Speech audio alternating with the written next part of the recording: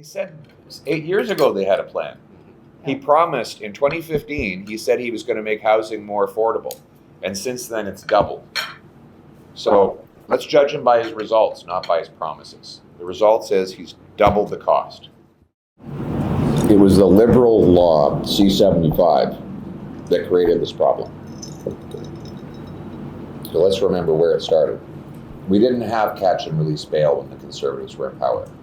We had jail, not bail. Trudeau brought in catch and release with C-75. This recent bill goes some of the way to reversing the C-75 law, but not all the way. We'll pass it because it's better than nothing, but it won't solve the problem. So we need to do is bring in mandatory jail and not bail for anyone who has a long rap sheet of violent offenses. Automatic. It shouldn't be. This bill, for example, there was a police officer killed in Ontario by a criminal out on early bail. That criminal would have been released even under the new Liberal bail law. Even if the law you just announced were in place, he still would be released. They haven't changed that. They're not changing anything. It's just window dressing. So will we pass it? Sure, but it's not going to solve the problem. It'll solve maybe 5% of the problem that Trudeau created with his earlier law, C-75. So again, more window dressing. And if they were serious about this bill, why didn't they pass it in the spring? They didn't even bring it forward to have a debate. So they believe in a radical leftist ideology of allowing all criminals onto the street. And that's why our communities are being terrorized. This Justin Trudeau has blood on his hands for all of the people who have died as a result of the early release of repeat violent offenders. He has blood on his hands.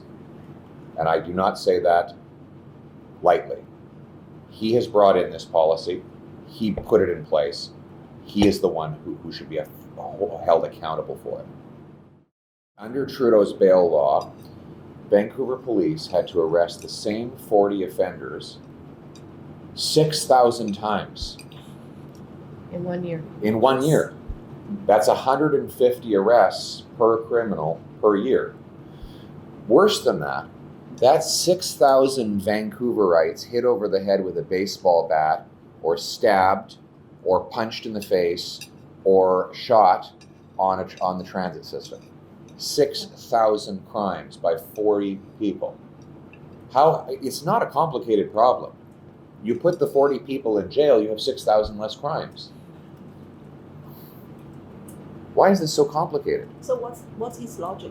He believes in a radical leftist ideology that blames society for crime rather than blaming the criminal. Oh, it's not his fault. He had a tough life. That's what he believes. And so I disagree. I believe that if you've committed 50 offenses, you go to jail. We all understand if a young person makes one mistake, let's help them get their life on track, get them back into a job. 2 mistakes, 3, 150? Yeah, that's right. Where do you draw the line? Crazy. If someone's psychosis causes them to kill a person, then they need to be detained for many decades in order to ensure that it doesn't happen again.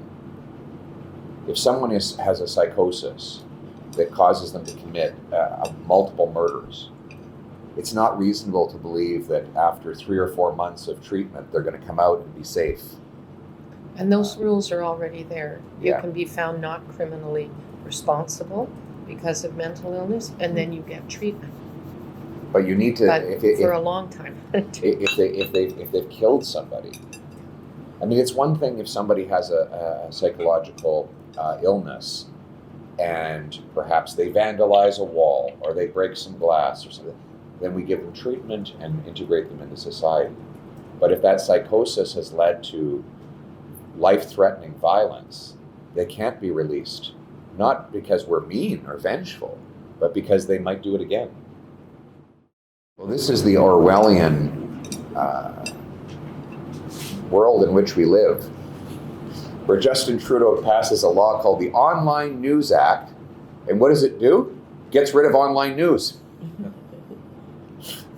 It was supposed to get this big tech to pay for news.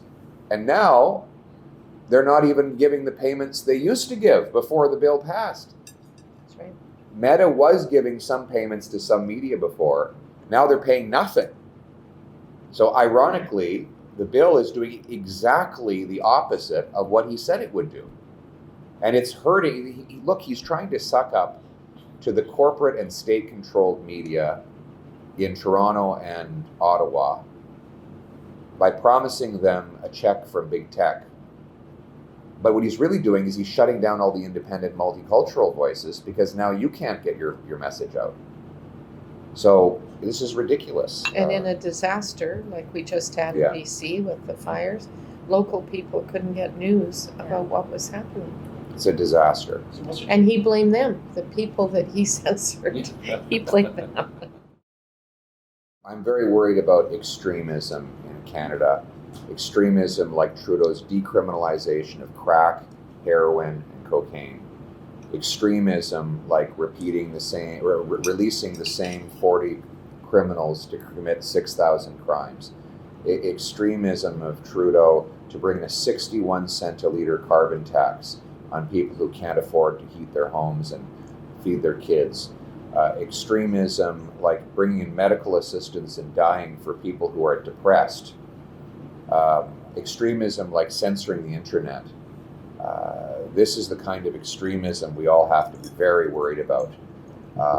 The woke, authoritarian extremism of Justin Trudeau is totally out of line with the values of Canadians. My common sense, mainstream views are squarely in the center of what Canadians think.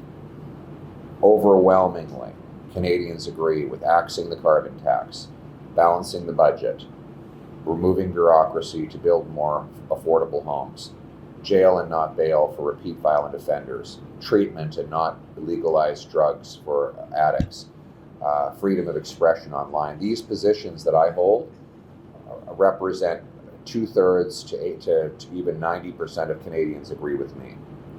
Justin Trudeau is an extremist, he's radical, and he's totally out of touch with everyday Canadians. We need housing, healthcare, and jobs for newcomers. So the problem, we can't blame immigrants for our problems. We blame Justin Trudeau. The immigrants are just following his policies, right? They're not breaking any rules. They're just coming and doing what he's told them to do. He's the one that hasn't allowed housing to get built. He's giving cities money to block housing construction while he brings in 1 million people a year. It doesn't add up. You can't. We built fewer homes last year than we built in 1972. Oh. Think about that. Last year, we built 219,000 homes. In 1972, we built 232,000 homes. In 1972, our population was 22 million. Last year, it was 39 million. So we doubled the population, and we're building fewer homes. The math doesn't add up. And so he's had 8 years to get home building going, and he hasn't done it. And now people are homeless. Our refugees living in the streets and under bridges. It's incredible. We international students as well. International students. Many of them are living very poorly. And they're being sold out to prostitution and human trafficking. And the government lost track of 1 million people. How do you lose track of 1 million people? And the guy who was in charge of that, Sean Fraser, now he's in charge of housing. Housing minister. He's the worst minister in an already terrible government. And that's saying something, because there's a lot of really bad ministers, real nincompoops in that cabinet. And he's the worst one. And so Trudeau puts him in charge of housing. And so anyway, we have to build more homes.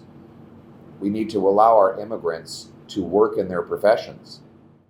Right now, we have 20,000 immigrant doctors and 32,000 immigrant nurses banned from working in their profession because there's no way to test their qualifications. We have a red seal for the trades. So if you want to be a mechanic, you take the mechanic red seal test, you get a stamp, and you can work anywhere in Canada. But if you're a professional, you can't do that. So I want to bring in a blue seal. So a blue seal exam for every regulated profession, so that a newcomer can take a test and get to work within 60 days anywhere in Canada. That will allow us to put more doctors and relieve the backlog in our hospital system. More nurses. You know, only I think it's 11% of Filipino nurses are allowed to work. In the States, they can take an international nursing exam and get to work in a few weeks. In Canada, they have to wait 7 to 8 years.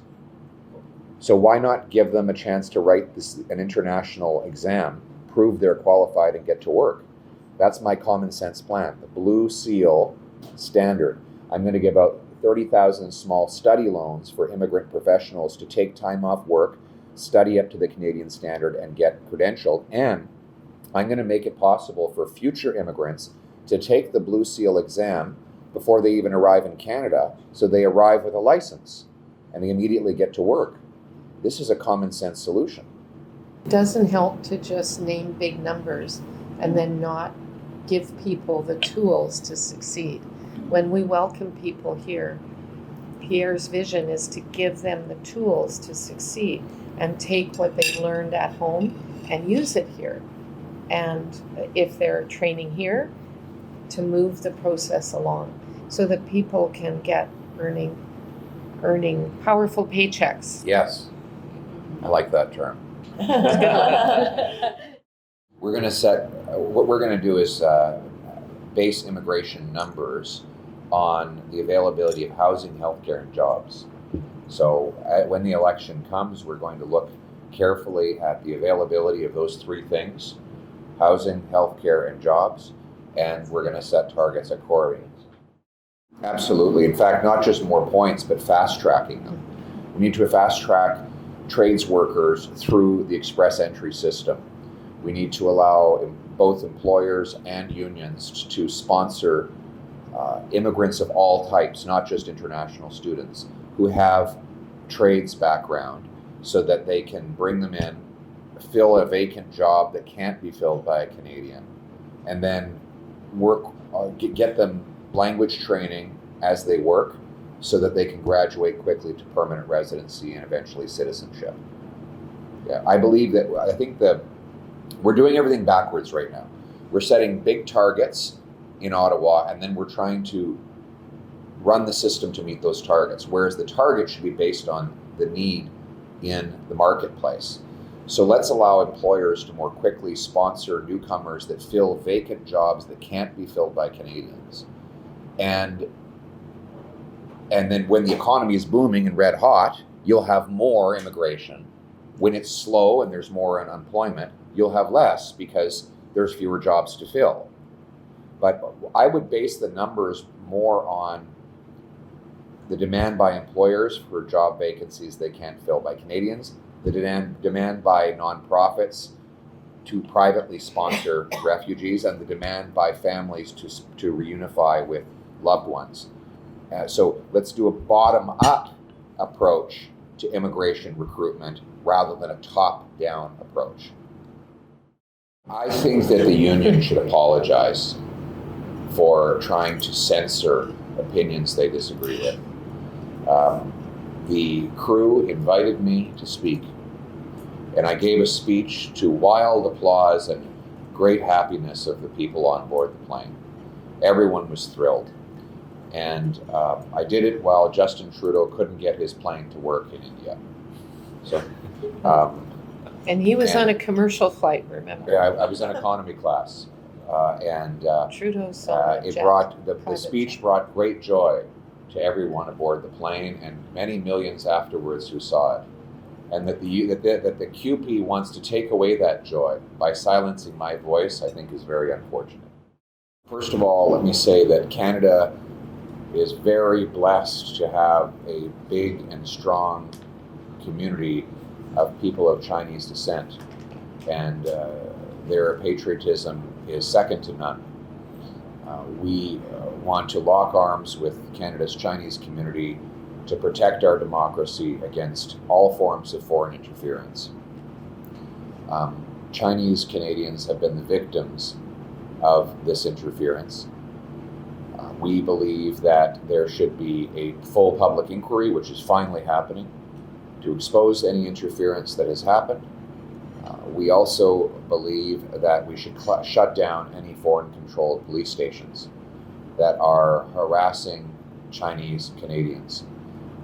And we will always stand up against anti-Asian hatred and bigotry, and we will stand up for the Chinese community against any form of intimidation by Beijing or anyone else for that matter. Cooperation with the United States. Well, I think sharing of information. I know that the United States has shut down Beijing-controlled police stations.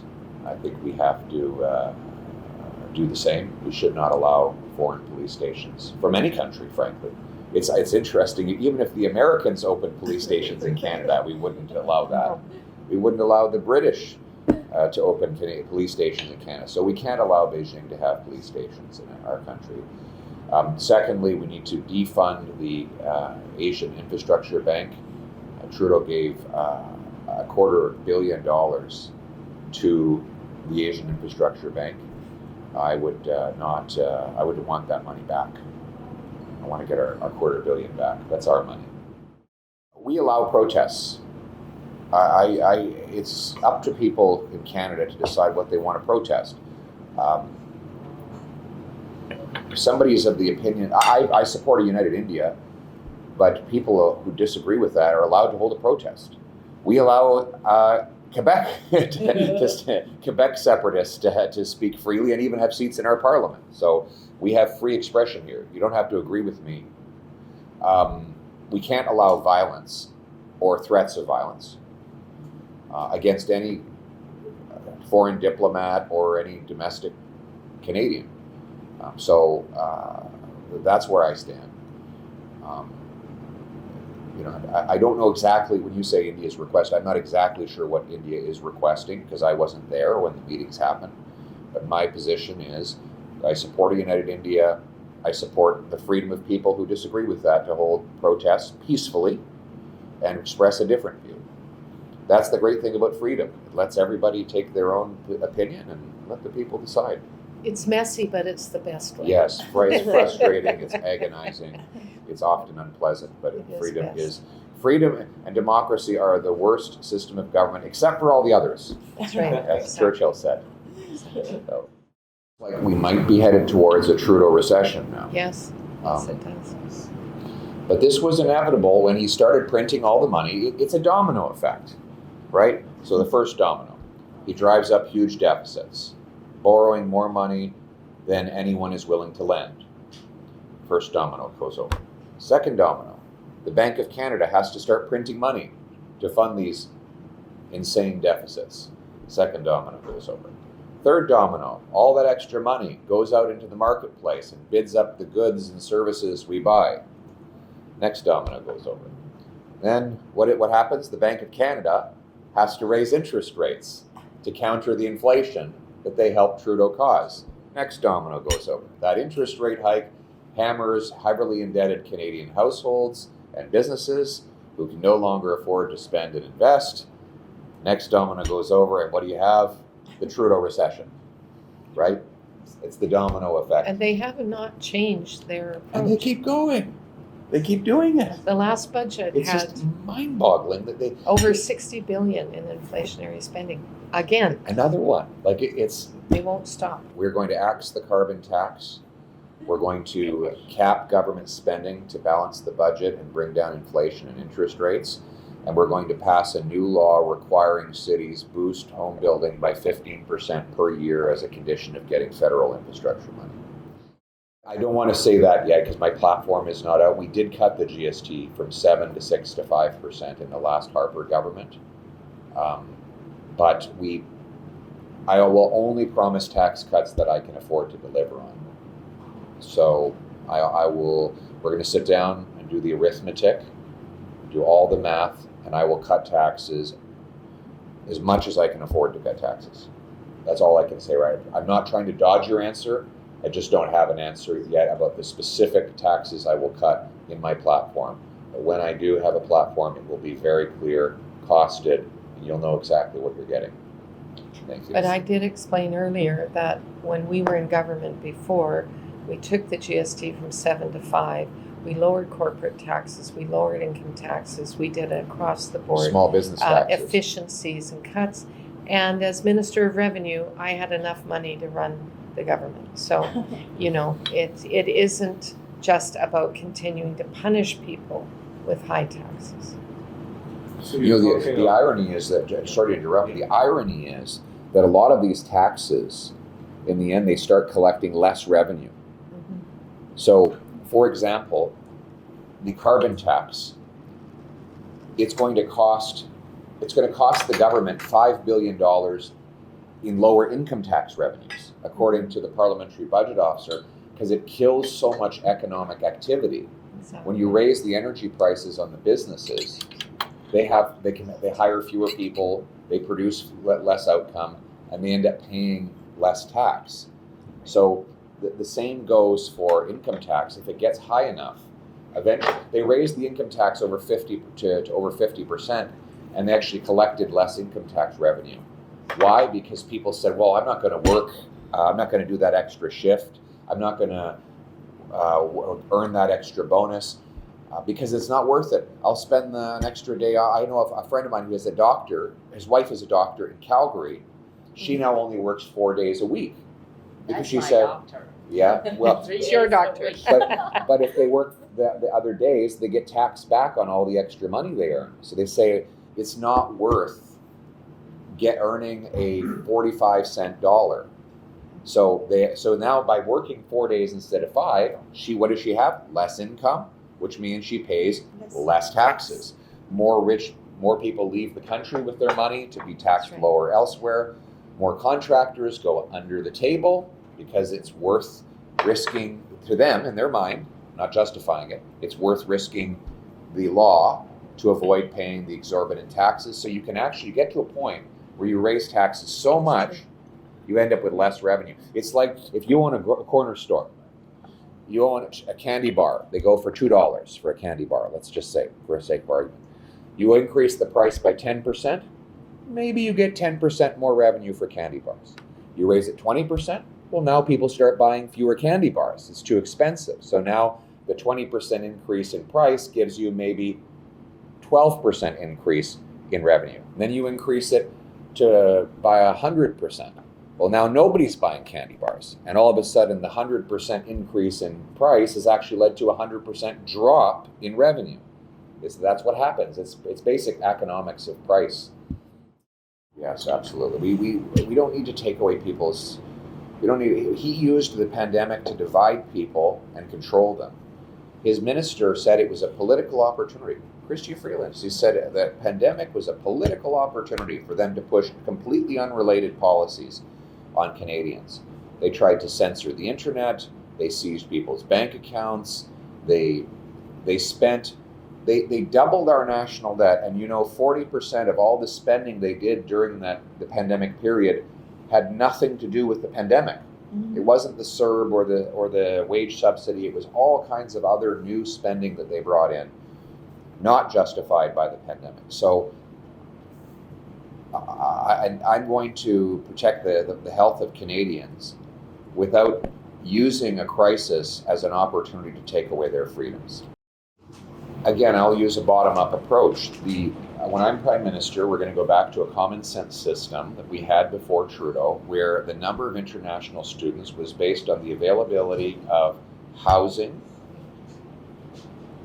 spaces in our colleges and universities, and jobs for those who wanted to work.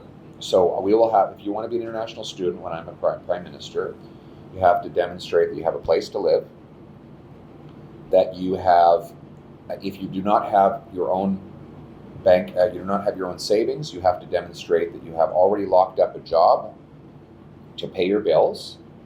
And we'll also make sure that there's enough healthcare capacity, because even though they're young, they still need healthcare when things go wrong. So that's how we'll do it. It'll be a bottom-up approach rather than a top-down approach. And they will succeed, and they won't be living in poverty and distress the way they are now. I'm not aware of, you mean in the General Assembly or in what Yeah. I don't think we've taken a stance on that particular question. We have suggested that Taiwan should be allowed to participate in the World Health Organization. Well, right now, Jagmeet Singh is protecting Justin Trudeau. Jagmeet Singh has betrayed British Columbia and is working for Justin Trudeau in Parliament, and that's what's keeping him in power. And the only way to get an election is for Jagmeet Singh to start working for the people and stop working for Trudeau.